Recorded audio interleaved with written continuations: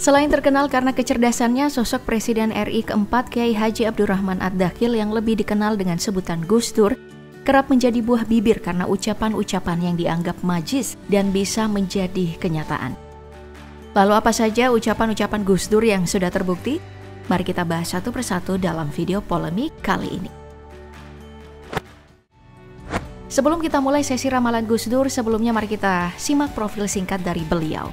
Terkenal dengan nama Gus Dur. Kata Gus adalah kependekan dari kata bagus, yaitu sebutan yang diberikan kepada anak seorang kiai sebagai bentuk penghormatan di daerah Jawa Timur dan Jawa Tengah. Gus Dur lahir dan dibesarkan di lingkungan pesantren. Dirinya lahir di Jombang, Jawa Timur, 4 Agustus 1940. Bertumbuh di lingkungan Islam yang kental, membuat Gus Dur terbiasa dan mulai menunjukkan pemikiran-pemikiran yang kritis tapi terkesan nyeleneh. Namun hal tersebut juga sering dianggap sebagai kontroversi di berbagai kalangan. Bahkan Gus Dur juga terkenal dengan ucapan-ucapannya yang tidak masuk akal, namun kerap menjadi kenyataan. Kita mulai dari ramalan Gus Dur yang pertama.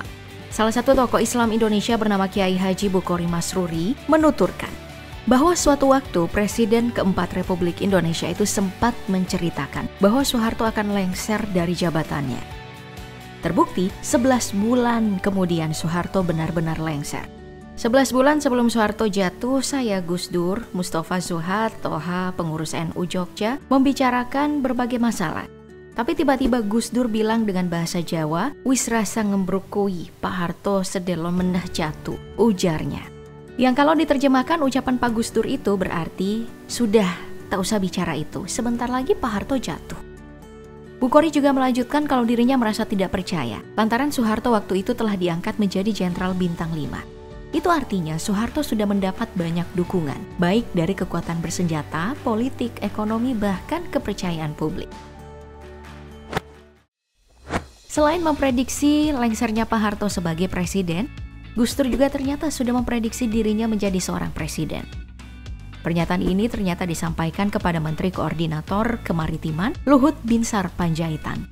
Saat itu dirinya dilarang berangkat menjadi duta besar karena Gus Dur sudah memprediksi dirinya akan segera menjadi presiden. "Ini kiai saya ada 9, ada dari Lampung. Saya dapat bisikan kalau saya jadi presiden," ujar Luhut menirukan omongan Gus Dur. Namun Luhut tidak percaya, dirinya tetap berangkat. Tapi terbukti, beberapa bulan kemudian Luhut kaget melihat Gus Dur berada di antara kandidat calon presiden di pemilu 1999.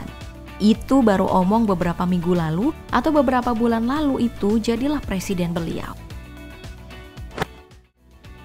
Baru 2 tahun menjabat sebagai presiden, Gus Dur harus sudah lengser dari jabatannya. Namun hal tersebut sudah diketahui sebelum dirinya benar-benar jatuh dari kursi kepemimpinan. Ketika suatu waktu Gus Dur diundang ke sebuah acara TV, dirinya ditanya perihal siapakah yang akan bertanggung jawab terhadap pelengseran dirinya sebagai presiden. Gus Dur hanya menuturkan, nanti akan terbukti sendiri.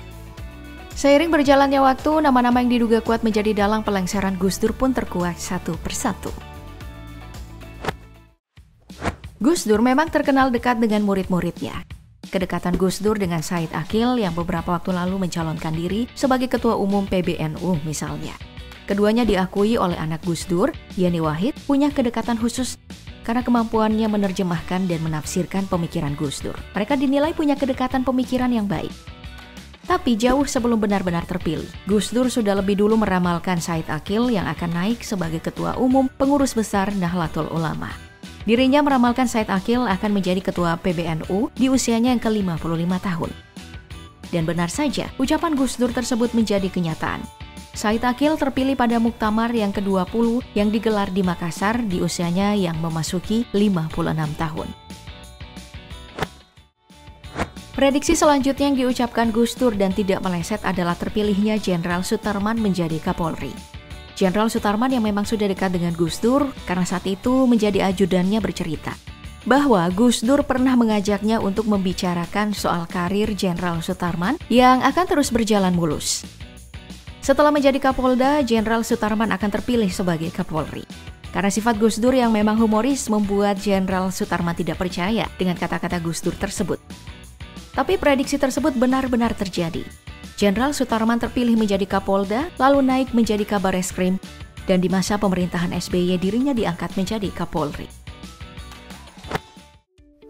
Beberapa tokoh nasional sepertinya punya kesan tersendiri dengan sosok Gus Dur. Pasalnya, beberapa dari mereka berhasil menduduki jabatan-jabatan penting dan sebelumnya sudah diprediksikan oleh Gus Dur. Kini, Presiden Jokowi juga turut terkesan dengan ucapan Gus Dur yang pernah memprediksikannya akan duduk di kursi presiden.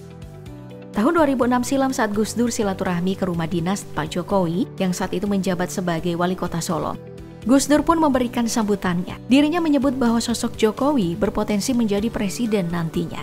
Pernyataan Gus Dur tersebut pun hanya ditanggapi Pak Jokowi dengan senyum. Kini, ucapan Gus Dur tersebut terbukti kebenarannya. Bahkan Pak Jokowi sudah menjabat 2 periode dan sebentar lagi akan berakhir masa jabatannya. Sama halnya dengan Pak Jokowi, Ahok juga pernah diramalkan oleh Gus Dur menjadi seorang gubernur, bahkan jadi presiden.